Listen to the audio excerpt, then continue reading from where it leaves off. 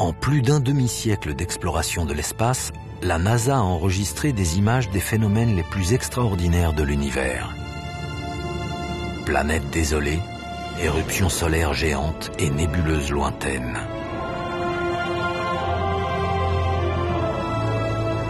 Mais certaines de ces images ont été prises tout près de notre Terre.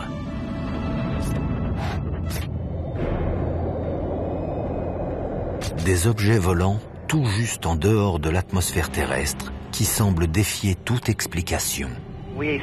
Ça ressemble à une étoile. D'anciens astronautes de la NASA sont encore aujourd'hui troublés par ces phénomènes. Je n'ai jamais su ce que c'était et je ne le sais toujours pas. Peut-on expliquer ces observations? Je pense que nous avons affaire à un vaisseau spatial. Les gens voient des choses à la limite de leur vision et ils comblent les zones d'ombre avec leur imagination et leur peur. Y a-t-il désormais des preuves d'une vie extraterrestre avancée? Des milliards de créatures planétaires ont quitté leur planète.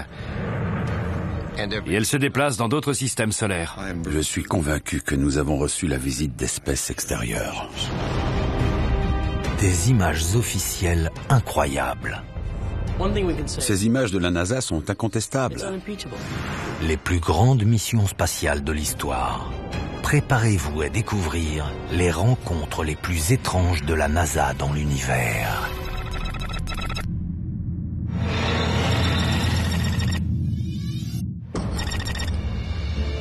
« 20 février 1962, John Glenn se prépare pour une mission historique. Il va être le premier Américain à effectuer un vol orbital autour de la Terre. Glenn s'apprête à monter sur le 11e pont alors qu'il est exactement 6 heures ici à Cap Canaveral. La NASA a volontairement choisi un héros de la Seconde Guerre mondiale connu pour sa capacité à agir sous une pression extrême. À 11h03, John Glenn s'avance sur la rampe de lancement. Plus que quelques secondes avant sa rencontre avec l'espace. John Glenn devait avoir une boule au ventre quand il attendait le lancement assis dans sa capsule. Affirmatif. Le développement du lanceur spatial Atlas n'a pas été une tâche facile. Son utilisation avait causé de graves accidents.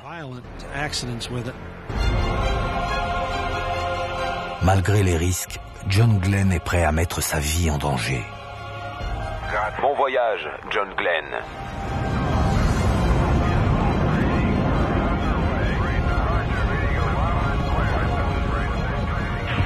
Reçu, je suis en apesanteur. Tout va bien. La capsule tourne.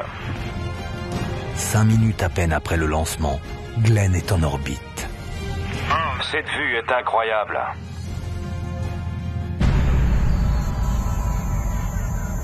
Mais soudain, Glenn assiste à un événement totalement inattendu.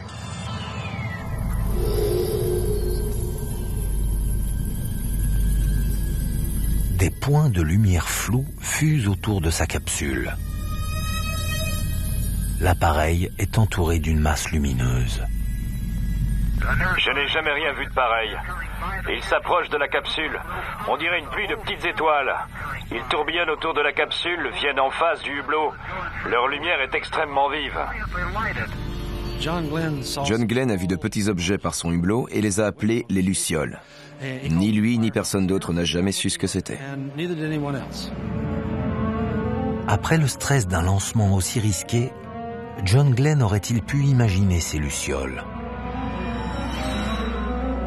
L'historien de l'espace James Oberg n'en croit rien. Les premiers astronautes étaient capables de rester concentrés même sous la pression. Ils ne se pétrifiaient pas, ne paniquaient pas. Ils avaient une attitude très particulière pour surmonter le danger. Mais s'il ne les a pas inventés, que sont ces lucioles? L'astronaute Story Musgrave a observé un phénomène similaire et pense qu'il s'agit de particules de glace. Ce sont des milliers de fragments de glace et c'est absolument magnifique. C'est encore plus beau quand on s'éloigne car elles tournent sur elles-mêmes. C'est comme des lucioles qui clignotent. Aujourd'hui, la plupart des experts sont d'accord avec la version de Musgrave. Mais John Glenn était à l'aube d'une nouvelle ère pour l'exploration humaine, où chaque lancement était un voyage vers l'inconnu. rechercher des signes d'une vie extraterrestre peut paraître étrange. Mais aujourd'hui, la plupart des scientifiques pensent que la vie existe ailleurs dans l'univers. C'est certain, car nous découvrons toujours plus de planètes. 1500 à ce jour. Il est absurde de penser qu'aucune vie ne s'est développée sur ces planètes, que nous sommes seuls dans l'univers.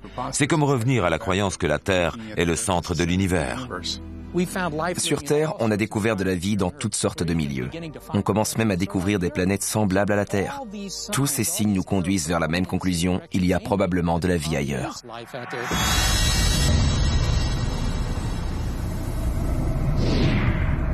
Certains astronomes pensent que notre galaxie, la Voie lactée, contient des milliards de planètes potentiellement habitables.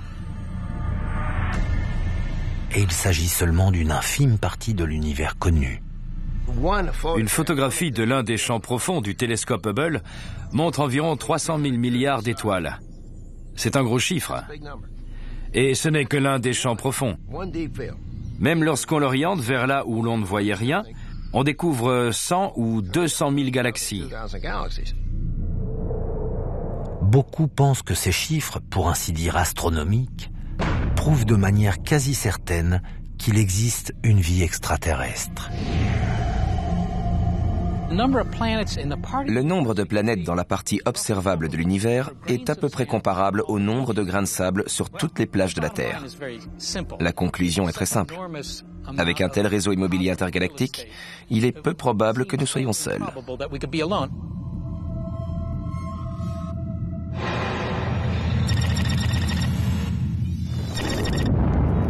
3 juin 1965.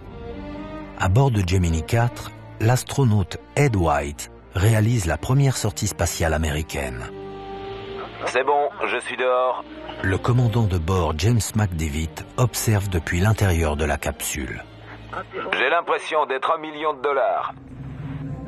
Le lendemain, Ed White dort pendant que Gemini survole l'océan Pacifique. Soudain, McDivitt aperçoit un objet près de leur appareil. Un extrait officiel du journal de bord rapporte la conversation de McDivitt avec Houston. Il y avait des gros bras qui dépassaient, ça ressemblait à...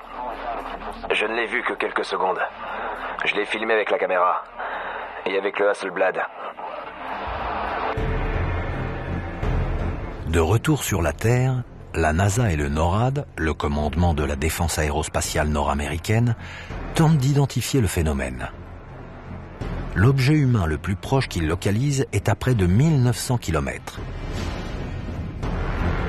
Nick Pope était enquêteur officiel chargé des ovnis pour le ministère de la Défense britannique.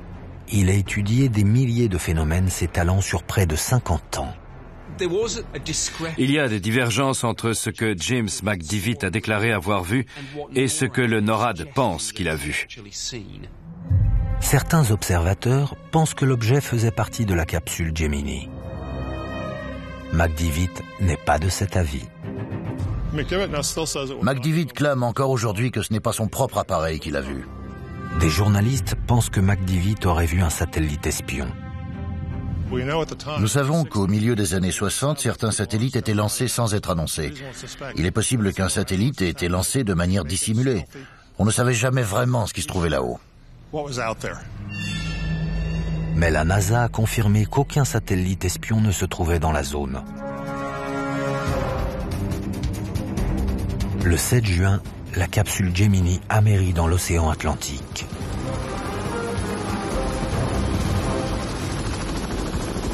Les scientifiques extraient de la capsule des images de McDivitt. Il faudra 4 jours pour les développer. Lorsqu'elles sont rendues publiques, McDivitt affirme que ce ne sont pas des images de l'objet qu'il a vu. J'ai vu les photos originales du vol. Il est clair qu'il n'a pas pris en photo ce qu'il a vu. La nature de cet objet reste un mystère.